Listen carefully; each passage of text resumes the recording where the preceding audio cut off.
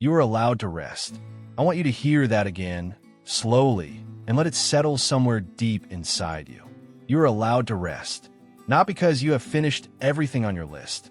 Not because every problem has been solved or every worry has been put to rest. Not because you have earned it through exhaustion or proven yourself worthy of a moment of stillness. You are allowed to rest simply because you are human, and rest is not a reward. Rest is a gift. And tonight, or whenever you are hearing this, that gift is being extended to you. There's a voice that has been speaking for over 2,000 years, and somehow, in the middle of all the noise of this world, that voice still finds its way through. It is not a loud voice. It does not compete with the chaos around it. It does not shout over your anxiety or your overthinking or the long list of things you believe you should be doing right now instead of this. It simply speaks, quietly, steadily, with a kind of certainty that does not need to be aggressive to be true.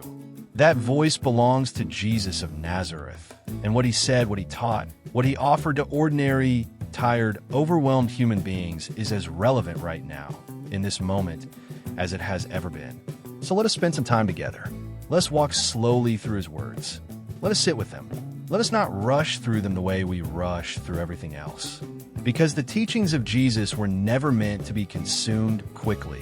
They were meant to be received. They were meant to land in the soil of a quiet heart and take root there and grow into something that changes the way you see the world, the way you see yourself, and the way you understand what it means to be alive. Close your eyes if you want to. Let your shoulders drop. Let your breathing slow down just a little. And just listen. Jesus once stood on a hillside, surrounded by a crowd of ordinary people. Farmers and fishermen, tax collectors and mothers, people who were sick in their bodies and troubled in their minds, people who had walked long distances just to hear him speak, people who were, in many ways, just like you, tired, searching, hoping that somewhere in this world there was something true enough and good enough to hold on to. And he opened his mouth, and what came out was not a list of rules. It was not a performance designed to impress them. It was a description of a kingdom they had never imagined, a set of values that turned everything they thought they knew completely upside down. He said, "Blessed are the poor in spirit, for theirs is the kingdom of heaven." Now that is a strange thing to say, is it not? In a world that prizes confidence and capability and the appearance of having everything together, Jesus looks out at the crowd and says, "The ones who are blessed, the ones who are truly fortunate, are the ones who know they are empty. The ones who have stopped pretending. The ones who have come to the end of their own resources and stood there with open hands and said, 'I do not have what it takes. I am not enough on my own.' Those are the ones," Jesus says, "who belong to the kingdom of heaven." Think about what that means for you right now. If you're lying here or sitting here or driving somewhere in the dark feeling like you have somehow failed at being a person, like you should be more together or more productive or more peaceful or more certain than you are, Jesus is looking at you in this moment and calling you blessed. Not cursed, not behind, not broken beyond repair. Blessed, because your emptiness is exactly the shape of what he offers to fill. He went on, "Blessed are those who mourn, for they will be comforted." There is something extraordinarily tender about that sentence. He does not say, "Blessed are those who never cry." He does not say, "Blessed are those who have found a way to stay positive through every difficult season." He says, "Blessed are those who mourn. Blessed are those who are grieving. Blessed are those who have felt the weight of loss, the ache of longing, the sadness that sometimes comes and sits down in the middle of your chest without warning and stays there longer than you would like. Those people, Jesus says, will be comforted. And the word he uses is not a casual word. It is not the kind of comfort you get from a distraction or a good meal or a few hours of forgetting. It is a deep word, a word that in its original language carries the sense of someone coming alongside you, someone who refuses to leave you alone in your pain, someone who sits with you in it and holds you steady until the storm passes. You will be comforted. That is a promise. And promises from this voice do not expire. Blessed are the meek, for they will inherit the earth. The world you live in does not believe this. The world you live in believes that the aggressive inherit the earth, that the loud and the powerful and the ones who take up the most space are the ones who win. and maybe in some small, temporary sense that appears to be true. But Jesus is talking about something deeper than the visible scoreboard. He's talking about what actually lasts. And what lasts, he says, belongs to the meek, to those who have learned the extraordinary discipline of strength held in gentleness, to those who do not need to dominate to feel safe, to those who trust enough to Blessed are those who hunger and thirst for righteousness, for they will be filled. Have you ever been so hungry that it was all you could think about? That gnawing, insistent need that crowds out everything else and refuses to let you ignore it. Jesus uses that image on purpose. He is describing a kind of spiritual craving that goes beyond mild preference. It is the kind of longing that will not let you settle. The kind of ache that keeps waking you up and saying, there has to be more than this. There has to be something real, something true, something right. And to those people, to you, if that is you, he says you will be filled. Not partially, not almost. Filled. Blessed are the merciful, for they will be shown mercy. This one hits differently when you're lying quietly and your mind starts drifting toward the people who have hurt you. And maybe it drifts there right now, because that is what minds do in the quiet. They remember, they replay, they pull out the old footage and run it again. And sometimes the bitterness and the hurt and the sense of injustice starts to tighten in your chest all over again. And into that moment, Jesus speaks, not to condemn you for your hurt, but to invite you into something that will actually set you free. Mercy, not because the person who hurt you deserves it, not because what they did was acceptable, but because the one who walks in mercy is the one who receives it back, pressed down and running over in ways they cannot yet imagine. Blessed are the pure in heart, for they will see God. There's a simplicity that Jesus is pointing to here that our complicated modern lives have almost entirely lost access to. A singleness of focus, a life that is not divided against itself, not running in 17 different directions, not performing for a dozen different audiences at once. A heart that is clean and clear and oriented toward one thing. And the reward for that kind of life, he says, is the most extraordinary thing a human being can experience. To see God, not to know about God from a distance, not to have studied the concept of God from behind a safe wall of theology, but to actually see, to have that kind of closeness, that kind of clarity, that kind of presence. Blessed are the peacemakers, for they will be called children of God. Not the peacekeepers, notice, not the ones who simply avoid conflict by keeping their mouths shut and their heads down and going along with everything to keep the surface smooth, but the peacemakers, the ones who are willing to do the hard, costly, courageous work of actually creating peace where there was none, of stepping into broken relationships and broken situations and broken communities and doing the difficult thing of building something better. Those people, Jesus says, look most like God's own children. And then he says something that sounds almost impossible. Blessed are those who are persecuted because of righteousness, for theirs is the kingdom of heaven. Blessed are you when people insult you, persecute you, and falsely say all kinds of evil against you because of me. Rejoice and be glad, because great is your reward in heaven. Now you might be lying here thinking, I am not sure I have ever been persecuted for my faith. And that might be true, but maybe you know what it is to be misunderstood for trying to do the right thing. Maybe you know what it is to be mocked for caring about something that other people find naive. Maybe you know what it is to stand for something true in a room full of people who have decided that truth is inconvenient. And if you do, Jesus says you are in very good company, because that has always been the experience of the ones who are closest to the kingdom. So that is where he started, with blessing, with an entirely reimagined picture of what it means for a human life to be going well.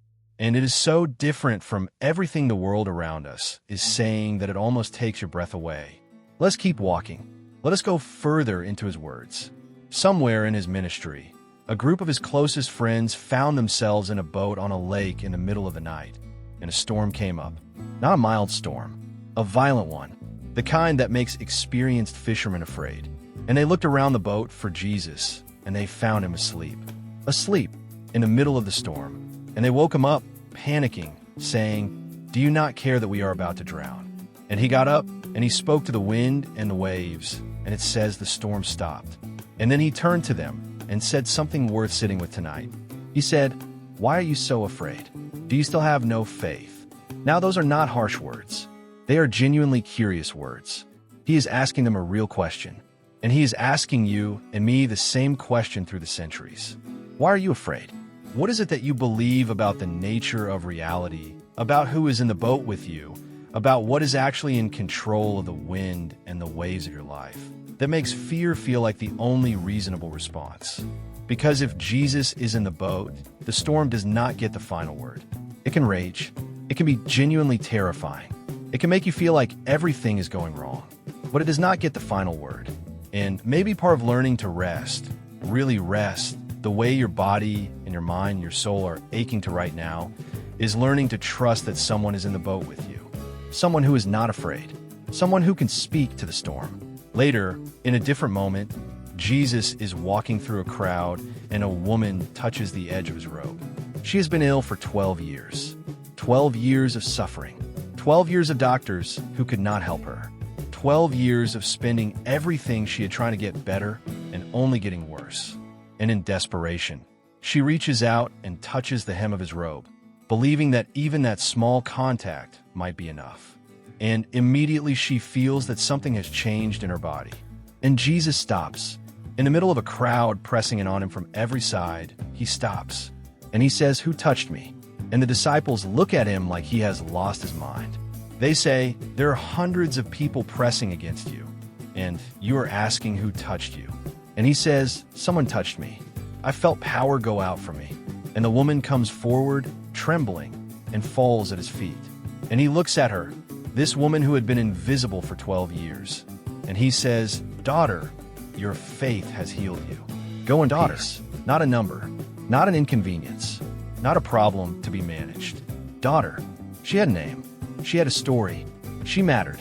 And she matters to you tonight. Because if you have ever felt invisible, if you have ever felt like your suffering is too ordinary or too long-standing or too complicated for anyone to notice or care, this story is for you. The voice of Jesus stopped in a crowd for one person. It stops for you. He told a story once, a story that has outlasted empires and revolutions and the collapse of entire civilizations. A story about a father and two sons. The younger son goes to his father and essentially tells him, "I wish you were dead. Give me my inheritance now." And the father, astonishingly, does it. He divides up everything he has and gives the younger son his share. And the younger son goes far away and burns through all of it. He wastes every single bit of the life he has been given. He finds himself so poor and so desperate that he is eating the food meant for pigs and envying the pigs for having enough. And sitting there in the mud, the story says he came to his senses. He thought about his father's house. He thought about the servants there who had more than enough to eat while he was starving. And he made a decision. He would go back, not with excuses, not with demands, just with honesty. He rehearsed his speech as he walked. "Father, I have sinned against heaven and against you. I am no longer worthy to be called your son. Make me like one of your hired servants. Just give me a place at the bottom. I have forfeited everything else, but maybe there is something left for me in the far corner of what I used to have." And while he was still a long way off, his father saw him. Now, that detail matters. It means the father had been looking. It means every day since his son had left, this father had been scanning the horizon, waiting, watching, hoping. And when he saw the distant figure of his son coming home, he did not wait. He ran. He ran down the road, and he threw his arms around his son, and he kissed him. And the son started his rehearsed speech. "Father, I have sinned against heaven and against you. I am no longer worthy to be called your son." And the father talked over him. He called for the best robe to be brought. He put a ring on his son's finger. He ordered a celebration. He said, "This son of mine was dead and is alive again. He was lost and is found." Jesus told that story about God. That is what he was saying God is like. Not a distant, disappointed authority figure keeping score and waiting for you to get your act together before he offers you anything. A father running down the road.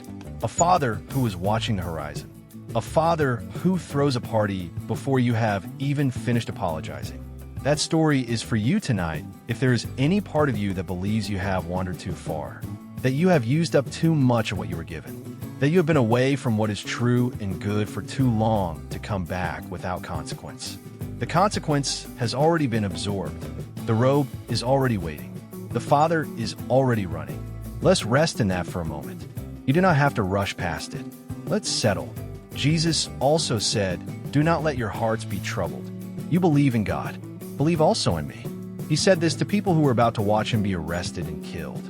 He said it to people who were terrified of losing him. And he looked at them and said, "Do not let your hearts be troubled." Now, that is not a command to stop feeling. It is not an order to perform peace you do not have. It is an invitation. It is him saying, "I know what is coming. I know it looks dark.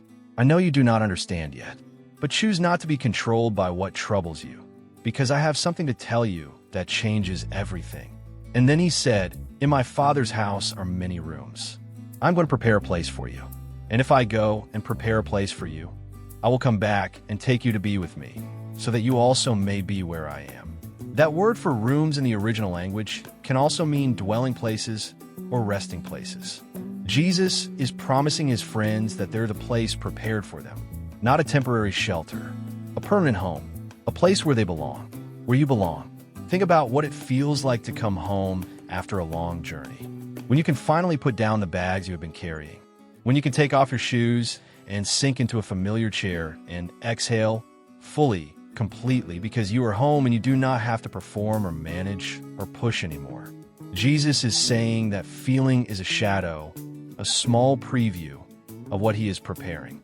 A home for you, a resting place that is real and permanent and waiting. And then he said the words that have carried more human beings through more dark nights than perhaps any others. He said, "Peace I leave with you. My peace I give you. I do not give to you as the world gives. Do not let your hearts be troubled, and do not be afraid.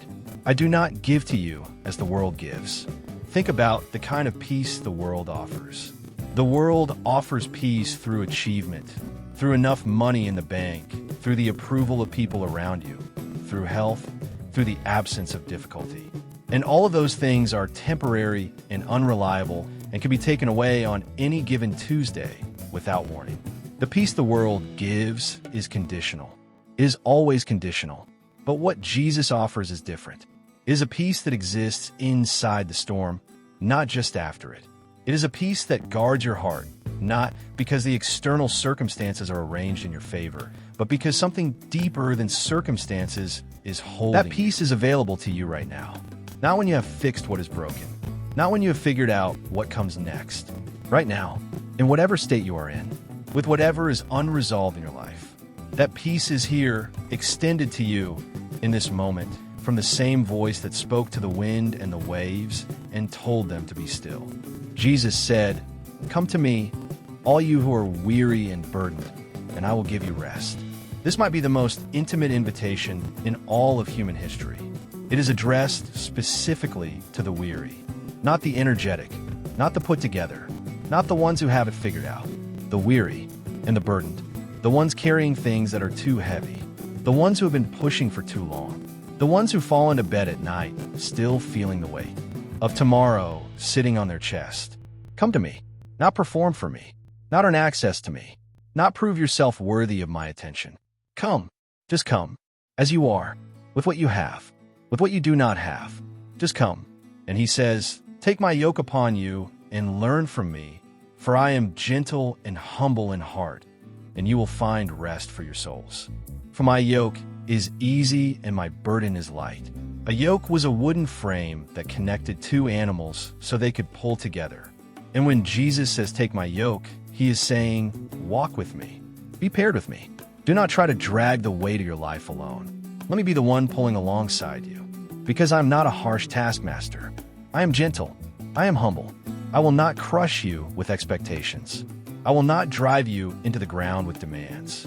I will walk with you gently, and you will find somewhere in the walking that the weight becomes manageable, that the burden becomes light, that something in your soul, the deep part, the part that is more than just your tired body or your anxious mind, finds rest. Rest for your souls. Not just sleep for your body, though that matters too. Rest for the deepest part of you, the part that is trying to make sense of everything, the part that is wondering whether any of this means anything, the part that is hoping, quietly, that there is someone in charge of this universe who is not indifferent to your existence. Rest for that part. That is what he is offering. Let's talk about the night. Because for many of you, the night is when everything gets louder, paradoxically, even the quiet. The worries that you successfully ignored during the busyness of the day line up at the door of your mind when the lights go off and there is nothing left to distract you from them. And they take turns presenting themselves. The thing you said that you wish you had not said. The relationship that is strained and you do not know how to fix it.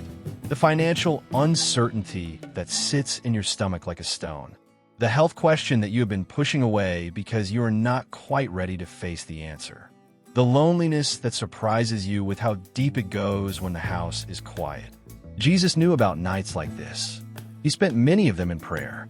He knew what it was to lie awake under the open sky with the weight of something enormous pressing down on him. On the night before he was crucified, he went to a garden called Gethsemane, and the Bible says he was so distressed, so overwhelmed, that he fell to the ground. He said to his friends, "My soul is overwhelmed with sorrow to the point of death. Stay here and keep watch with me." He prayed. He asked his Father if there was any other way. He was not performing peace that night. He was genuinely in anguish. And it is important that we know that, because it means he is not asking you to pretend. He is not asking you to manufacture a calm you do not feel. He met the darkness of Gethsemane himself, and he went through it, and he came out the other side. And so, when you're lying there in your own version of Gethsemane, in the garden of your own darkest night, you are not alone. The one who sits with you has already been in the dark. He knows what it smells like. He knows how long the night can feel. And he came through. There is a psalm older than the teachings of Jesus, but woven through everything he knew and loved, that says, "Weeping may stay for the night, but rejoicing comes in the morning." The night is not permanent. This is always true. Even the longest night eventually yields. Even the darkest season eventually shifts. The weeping is real. The night is real. But so is the morning. Jesus said, "I'm the light of the world. Whoever follows me will never walk in darkness, but will have the light of life." That is not a promise that darkness will never come near you. It is a promise that you will never walk through it without light.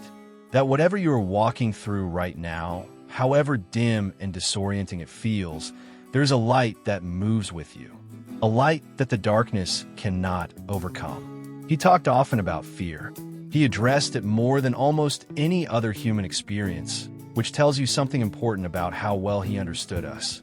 He knew that fear is one of the primary things that steals our rest and fragments our peace. And he did not dismiss it or belittle it. He just kept offering an alternative. He said, "Do not be afraid." He said it to his disciples on the water when they thought he was a ghost walking toward them in the night, and they were terrified.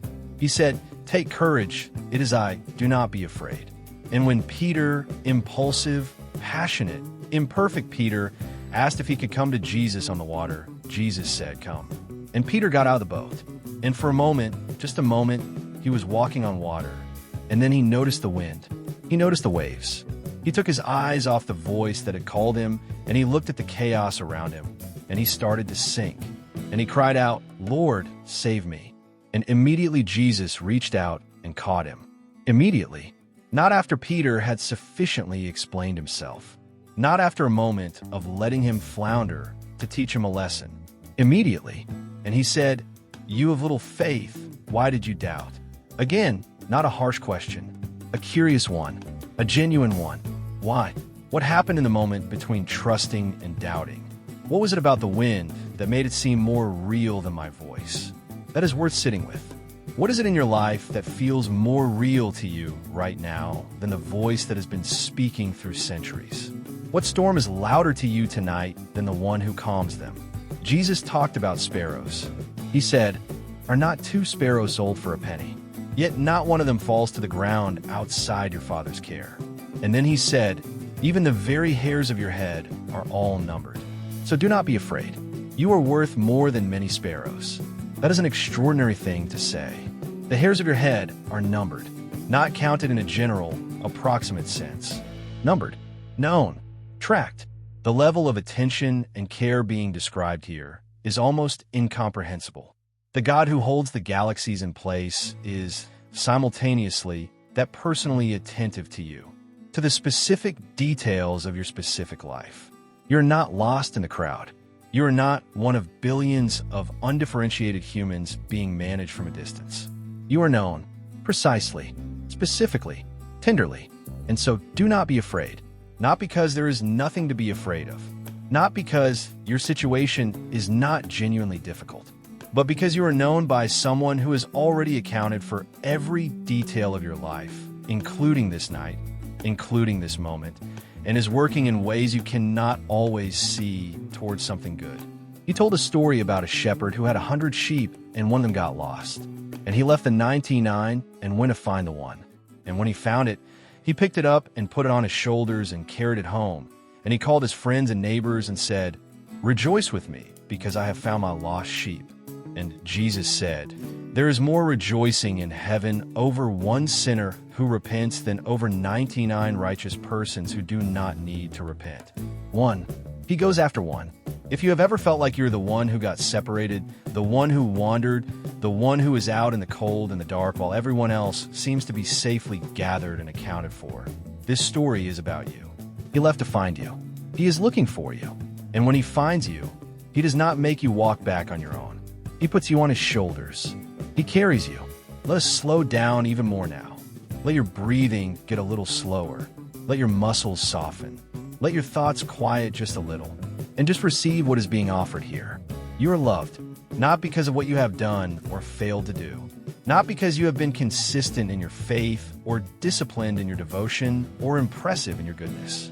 You are loved because love is what this voice is made of. Because the one speaking these words came into the world not to condemn it, but to save it. Not to stand at the top of a steep moral mountain and point down at the struggling masses below, but to come down. To come all the way down, to sit with the broken and the lost and the weary and the overlooked and say, "I see you. I am with you. You matter." John, one of the people who walked closest to Jesus, who sat at meals with him and watched him heal the sick and heard him tell his stories, John wrote in his old age, "We love because he first loved us. All the love you have ever given or received or longed for finds its origin in this. In a love that came first, before you deserved it, before you even knew you needed it." And John also wrote, "Perfect love drives out fear." Not managing fear, not suppressing fear, driving it out. Because fear fundamentally believes that you are alone, that you are not enough, that there is no one coming to help, that the darkness will win. And love, the kind of love we were talking about, the kind that knows the hairs on your head and runs down the road and goes looking for the one, that love makes every one of fear's foundational assumptions false. You are not alone. You are more than enough through the one who carries you. Someone is coming. The darkness does not win. Jesus said, "I have told you these things so that in me you may have peace. In this world you will have trouble. But take heart. I have overcome the world. I have overcome the world." For words that have held people together in circumstances that would have broken anyone without them. People in prison cells and hospital rooms and war zones and places of utter desolation have repeated those words and found in them something solid to stand on. Not an escape from trouble. He was clear that trouble is real and present and part of this world, but an overcomer of it. One who has, in a way that is completed and permanent and cannot be undone, overcome it. And if you are in him, his overcoming is your overcoming. His peace is available to you. His rest is offered to you. His victory is held out to you like an open hand on a dark night. You are allowed to put down what you are carrying right now, just for this moment. Not because it is not real, not because tomorrow you will not have to pick it back up and deal with it, but because tonight, in this moment, you can let it rest. You can let yourself rest. And you can trust that the one who calms storms and finds lost sheep and runs down roads and knows the hairs on your head and overcomes worlds is watching over you in the quiet. The psalmist said, "He grants sleep to those he loves." Sleep is a gift from a good God to love children. It is not something you earn by solving everything. It is something that is given to you tonight as an act of love. Let yourself receive it. Let your body be heavy. Let your mind grow quiet. Let the worries that want to crowd and be gently released, one by one, like releasing stones into a river and watching the current take them. They will be there in the morning if they need to be. But right now, they do not have to be yours to carry. There is a shepherd watching. There is a father on the road. There is a voice on the water saying, "Take courage, it is I, do not be afraid." And the last thing he said before he ascended and was no longer visible in the way he had been, the last thing the risen Jesus said to his followers, the promise he left them with, the thing he knew they would need most when the night got dark and the road got long and the trouble of this world pressed in, was this: "And surely I am with you always, to the very end of the age." Always. Not most of the time. Not when you deserve it. Not when you have managed to hold yourself together. Always. Every moment. Every night. This moment. Here, with you, in the quiet.